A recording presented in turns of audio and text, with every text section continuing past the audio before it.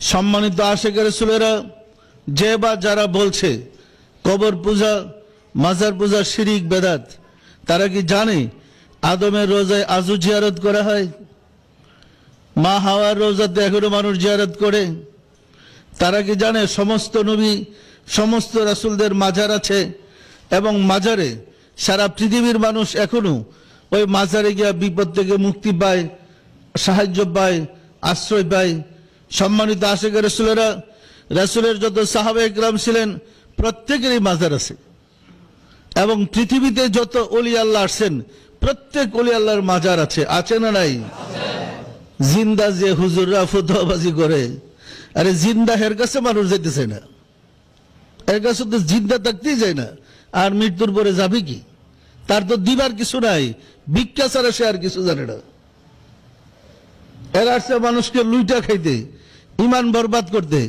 এই কারণে কবর পূজা মাজার পূজা আসলে মূল কারণটা যা হচ্ছে এটা আসলে বলার আমাদের ভাষা নেই। আপনারা জানেন মানুষ বিপদে পড়লে ছুটে যায় ওলি আল্লাহদের মাঝারে, ওলি আল্লাহদের দরবারে আল্লাহর সাহায্য পাওয়ার জন্য। সত্য না মিথ্যা বলেন? কঠিন কঠিন বিপদ থেকে ওলি আল্লাহদের সহবত থেকে মানুষ আল্লাহর সাহায্য পেয়েছে, এখনো পেয়ে আসছে। সত্য না মিথ্যা? হুজুরের সামনে দেয় যখন 20 বছর হলো বিয়ে করছে, একটা বাচ্চা হয় না। ওই বেচারা কত দৌড়াদৌড়ি করলো, হুজুরদের কাছে কাজ হলো না।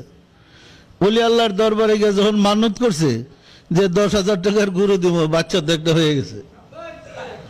সন্তান হওয়ার পরে হুজুরের সামনে দিয়ে যখন আস্তা গরু হাইটা যায় ওলি আল্লাহর দরবারে, আর হুশ থাকে না যে মাত্র 1200 টাকা বেতনে চাকরি করতেছি, কি করলাম, আস্তা গরু তো যাইতেছে হুজুরের দরবারে।